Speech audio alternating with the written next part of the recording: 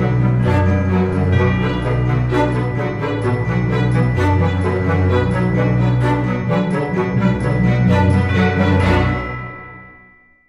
Flex from SecondsOut here with Tony Bomber Bellew. We're at the Liverpool press conference for the David Haye rematch, or the Tony Bellew rematch, I suppose we should call it, on Saturday. No, we just call it another fight. Another fight, mate. What did you make of his team's reactions on the stage today? Adam Morley. Is that his name? I thought it was Maz. So he's Adam. That's his name, Adam. Okay. Adam Morley decided to show a bit of a personality. You could say in wrestling parlance, he turned heel. Will out of the in-betweeners, that was him, yeah. What? Sit down, Will. What's behind all that? Not just him, but also Ismail Salas seemed to be getting a bit more fiery. Yeah, I don't know. I must have. I tried to give him every compliment I possibly could. But what can you do? Do you think there's a lack of confidence in Hayes' camp and that they're there to kind of prop him up? No, he's got massive amounts of confidence. Once again, if you study me, I'm not easy on the eye. I'm not, I don't look very hard to beat. I don't look very hard to hit. David paid me a compliment there and he said, you was very slick in the fight. You was very clever, what you'd done. He was very shocked. So he knows what to expect. Now, David himself knows how hard. His coaches will look at me and go, how did you ever lose to this guy? He's terrible. We watch him. I don't look like the biggest puncher. I don't look like the fastest fighter, but I've got a certain set of skills, as Liam Neeson would say, and I make it work for me, Flex. So I'll go in there and on Saturday. In all honesty, I don't even know exactly how it's going to start, but I'll adapt. That's what good fighters do. I've never said I'm a great fighter or I'm up there with the legends, but like he says, I'm a good fighter and I can adapt to any style, any situation, and that's what good fighters do, they adapt. You talked about some of the compliments he paid you up on the stage. How much do you think he believes what he's saying and how much is he... He doesn't, no. So deep down, he really thinks the injury was the only reason what happened. And I know he thinks that because he can't bring himself to apologise for the things he said. If he genuinely thought he got it all wrong, he'd actually apologise. He really wouldn't. It's disgusting, some of the things said before that first fight. And people will say, well, you forgave. I didn't forgive him. I let it pass because of what he just generated for me and my family. So, but it doesn't detract from the fact what I think of him. I think he's an arsehole. I think he's a very arrogant, ignorant man. I think he's a nasty piece of work. Don't hold back. Say what you really feel. I am, and he wants to really hurt me.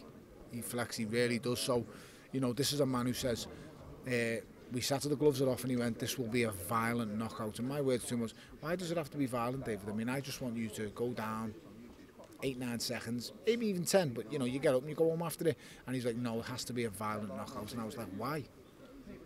And he just couldn't. I know. We're standing face to face, and I took a little bit of a step closer to him today, and I can see him biting on his mouth, on the inside of his lip, and because I infuriate him that much. And the words out of his mouth was, "Keep."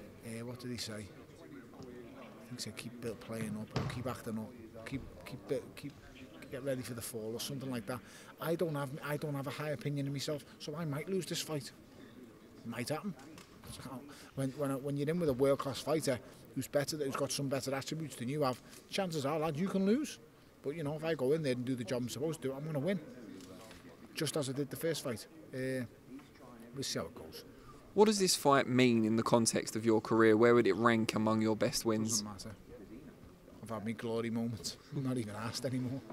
I enjoy fighting. It's a big fight.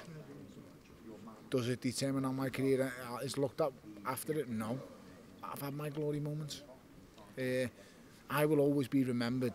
Well, in my mind, and amongst all the people that were at Goodison Park that night and all Scousers, I will go down for what happened at Goodison Park. That is just what I will be remembered as. It doesn't matter if I come out and knock David Haye clean out in 20 seconds, which would be nice, but that does not matter, Dan. It really doesn't.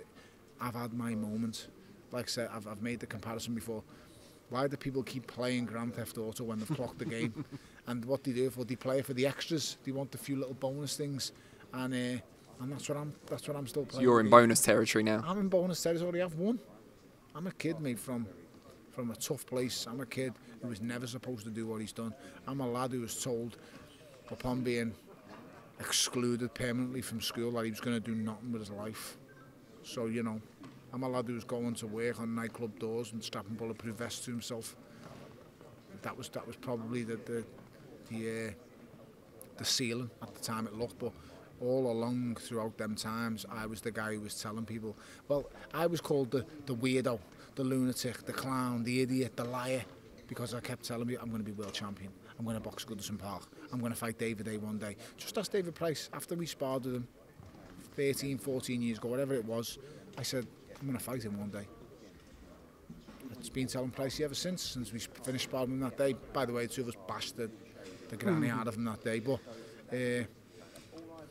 that's what I said. And you know, those who usually say they can and those who usually say they can't are usually right.